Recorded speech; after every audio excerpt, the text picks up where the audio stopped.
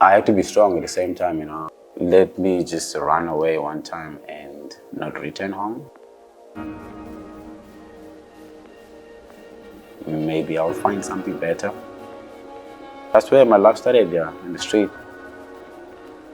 Muay Thai saved my life.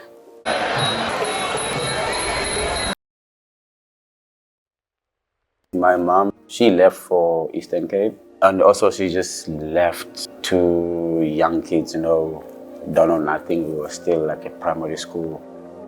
Then we started begging, and I would bring money home. My aunt's husband, he used to drink a lot, and we will get into fights. And then he would like, oh, buy me beers and stuff. Of course, I need a place to sleep. I had no choice to buy him all that stuff. Because when you get kicked out of the house, you're like, oh shit, where am I gonna sleep? You end up sleeping like outside your aunt's house or grandma's house because you're scared, you know. And then it just became a bit too much for me, and it's just that sometimes I think the pain was a bit too much because I was thinking about my mom most of the time. I decided to leave home, and then I stayed in Cape Town on the street for about 5 to 6 years.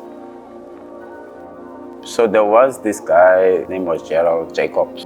He used to drive around Cape Town and he will take us to go play soccer. But they're like 5-a-side and then he'll feed us and stuff. And he came with clothes and gave me food. And he's like, yeah, I'm gonna drop you to a place you can sleep tonight, nice and warm. And this guy was taking me to a children's home.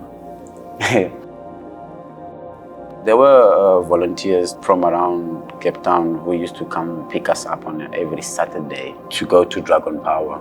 That's where I started Muay Thai. The gym was owned by Quentin Chong and Winston Chong.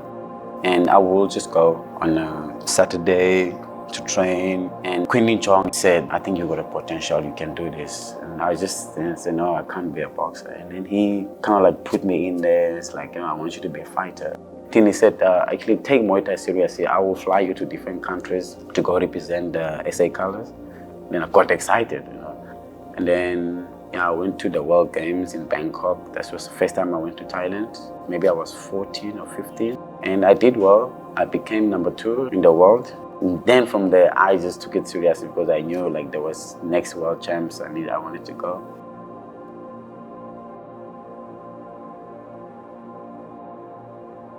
Then when I decided, okay, cool, I'm gonna move to Thailand and just take this serious and do it as a career, as my job. And then I left South Africa with just a little bit of money. I was like, shit, I'm moving to a new country, I don't know nothing.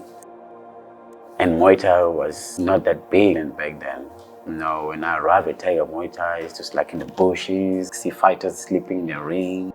I think I lasted a month in Thailand and I wanted to come back home. Like there was a time when I was just panicked. I said, I want to fly back now. I stayed at Tiger Muay Thai, trained, got a couple of fights, like local small fights at Bangla Stadium, Patong Stadium. And from there, I think some of the Thai trainers at Tiger Muay Thai, they were like, actually this young man, he can become a champion, because I was like serious about it, you know, wake up early in the morning just to be at the gym. The Thai trainers sometimes, they don't care where you're from, what you are, you know. They look at your attitude. If you in Thailand to play around or stuff, they won't take you seriously. So I was that kind of guy who was just like, fuck, I'm from Africa. Here I've got nothing. I need to eat, I need to fight for me to be able to put food on the table. And slowly, I fought my way up. I fought like big names in Thailand. I didn't know back then I was fighting big names.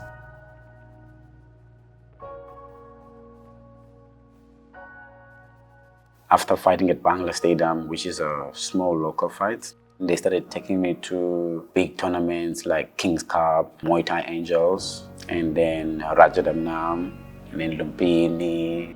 I did well at Lumpini, at Raja, a couple of knockouts, and for a new guy. When I started traveling to different countries, Malaysia, Hong Kong, all these places, it kind of like opened doors for me. I think I started believing in myself too. So I was that guy who sometimes was like, can I do this or not? Not confident enough, you know, to do things.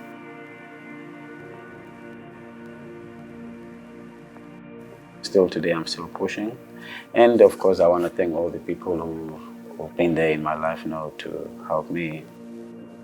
I become very emotional when I talk about it, but I really appreciate everyone who's on my side and trying to help me grow this thing, because it's difficult for a boy from Eastern Cape, from a rural area.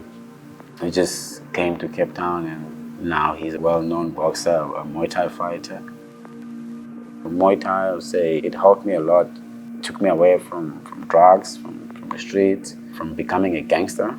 I have to say I'm proud of myself too for what I did, maybe for the path I chose. I'm not saying I'm the best, I'm still trying my best to be strong and